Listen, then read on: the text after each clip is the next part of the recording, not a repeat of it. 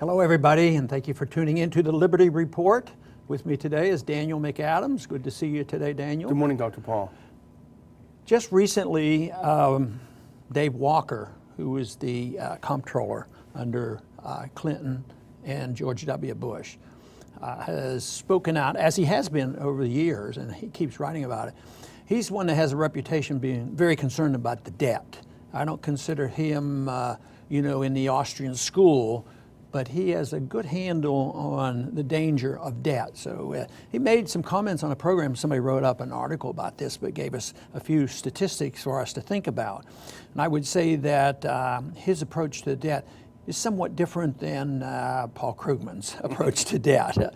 But he was saying, that the national debt now, we owe, everybody recognizes $18 trillion is going to $20 trillion. It's a horrible. But what Walker has always done over the years, and I visited with him when I was in Congress, and he's been determined for a long time, because he actually, I think, resigned as a comptroller and went into fighting the debt. But he said if you add up all these things, it's going to be a lot bigger. There's pension funds, there's Social Security and Medicare, and all kinds of contingencies, and he said that would be $65 trillion. I don't know whether that'll wake up anybody. I don't think it will persuade Krugman and that crowd, but evidently it's a significant amount. And people are in a panic over $20 trillion because it's hard to even conceptualize that much money. And I think people have a natural aversion to the idea of debt. I think it's something ingrained in us. But we were saying before the show that you're wondering if that 65 even calculates everything. How do you put these numbers together? No, as hard as he works at this and giving us a number, and I think he's just minimum, under today's conditions, and he doesn't postulate of what kind of conditions we might have. No, I think it could be a lot more. I think it could be over 100, but I wouldn't know that as a fact. But just the way things have gone and will continue to go, prices, the debt is going to go up. Take, for instance, if interest rates go up, and they're creeping up right now, and someday the Fed will lose control of this and interest rates will go up. And can you imagine the difference between paying 1% for a debt versus 5, 6, or 7%? One time they were paying 15% on Treasury bills when all confidence was being lost in 79, 1980. So that's unknown. But the other thing is the income is unknown. How can they know how many people are going to be employed? How do we know what their income is going to be? And how about the inflation rate? What if they recognize or admit there is inflation and they boost, the benefits? The benefits generally over the lifetime of Social Security has always gone up. How many times have they been correct in estimating the cost of medical care, prescription drug programs, anything? They're always wrong. It always costs a lot more. So there's every reason, to believe that it's going to be a lot more. But I think one of the important things is that we're dealing with a Ponzi scheme, and Ponzi schemes are very unpredictable. The beneficiaries depend on the people who are supposed to be producing. Well, it's a mixed bag, because the beneficiaries get some money just purely out of cash by debt and the Fed printing the money, but that eventually translates into a cost to the middle class, which they're suffering right now. But then if you have a smaller working group, you're not going to have the money, and the income won't come in, and the labor participation rate is very low right now.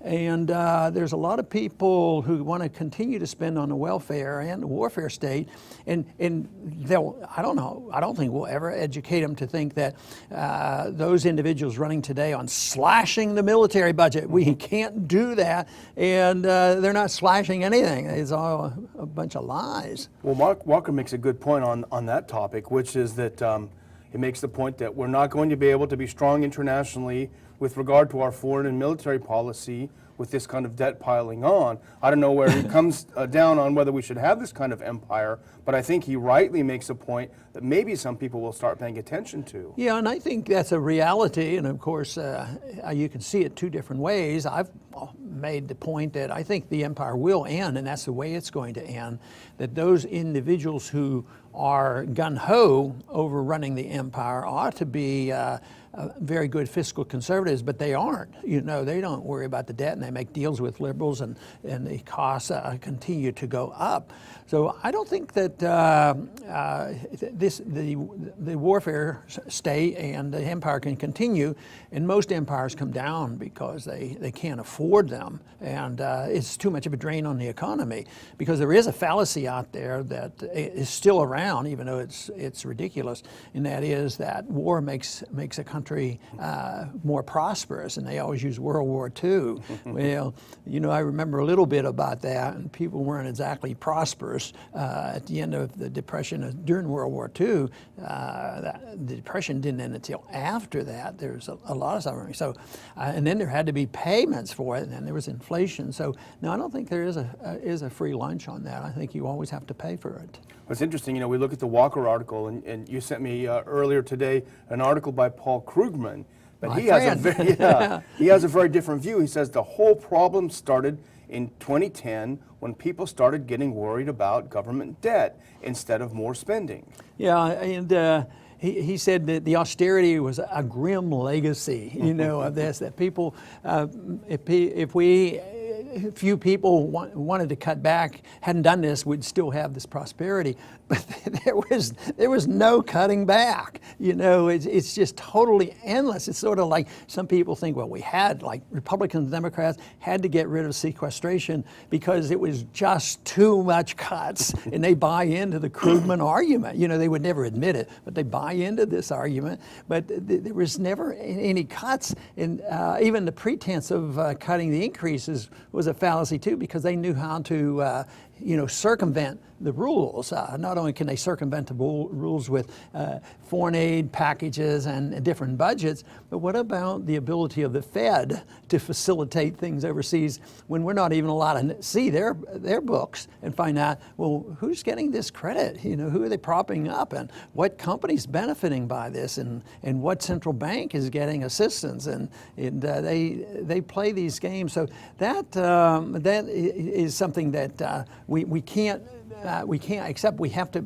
point out the fact of what real debt is, and I believe real debt is very serious. One thing that Krugman doesn't do is he talks about the federal debt and why we shouldn't worry about it.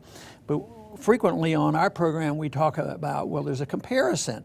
If an individual goes into too much debt, there's a limit, there's an end point. They don't earn enough to even pay the interest, let alone the principal, and the bankers close out and somebody has to go bankrupt. But he doesn't talk in those terms, but I think the principle is even though governments that can tax and inflate, they can, meet that bankruptcy in a different way by counterfeiting the money and defaulting on value. But it's still the same principle.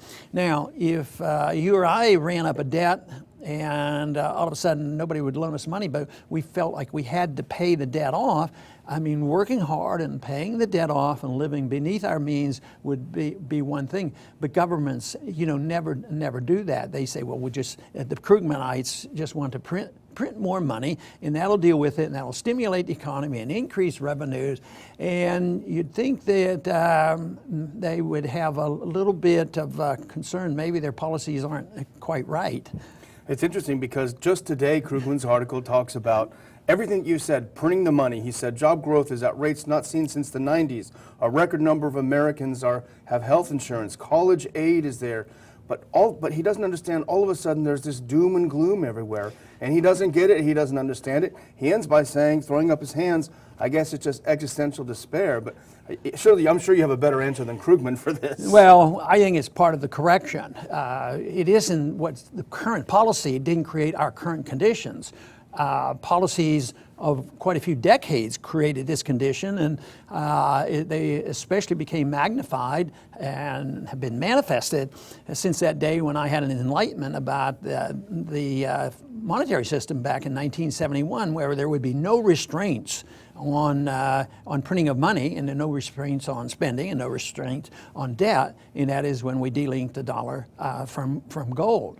And that meant there would be a lot of bubbles, a lot of distortions, and eventually one would have expected, if you understood economics, Austrian economics, that there would be a total weakening of the economy, and that's where we are. What about the productivity? We don't have the productivity out there to pay the bills, and the Ponzi scheme is that way. You know, there's not enough new people to pay the bills for the people on the receiving end. The people on the receiving end has the clout of government.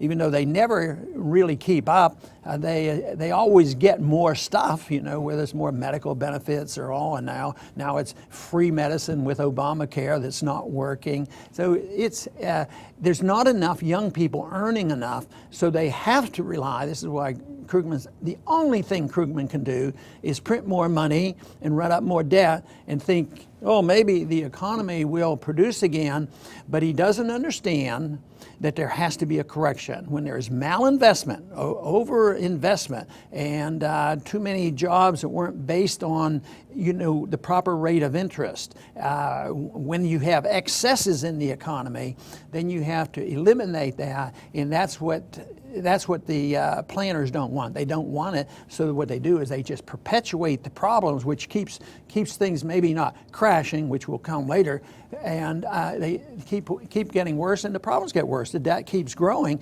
So debt is a very good symbol of what's happening. Even if there's zero rate interest, you still have to pay off the principal. So that is a major problem.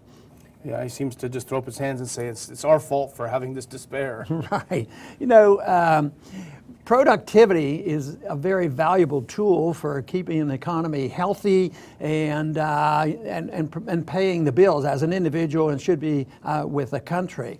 But it's also important. I have a certain philosophy about productivity and people's mental health.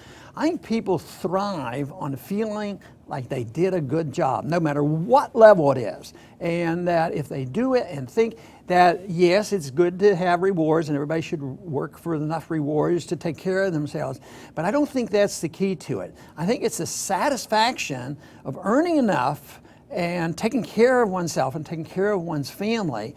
And when you do not have this satisfaction, you become very, very unhappy. And this could be in the cases of we read a lot of stories about very wealthy athletes and movie stars that don't seem to handle their wealth very well and become despondent and commit suicide. I'd be willing to bet that people who produced something and made an honest living and didn't feel guilt about it, that they're going to be less likely to be involved. But today, even though Krugman is recognizing this, there's something weird going on, but he doesn't understand the business cycle. And this is going to get a lot worse. The middle class is getting wiped out. He'll always, yeah, that's true, because we're not giving them enough money.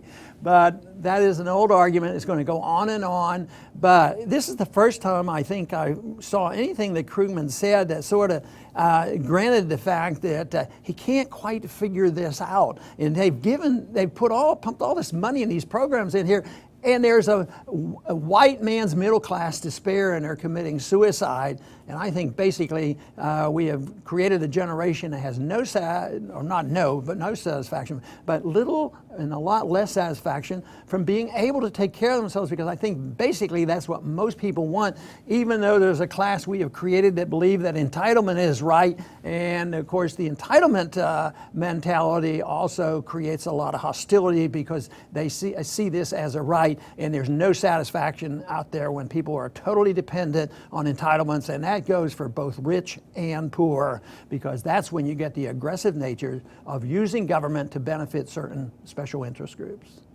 I want to thank everybody for tuning in today to the Liberty Report, and please come back soon.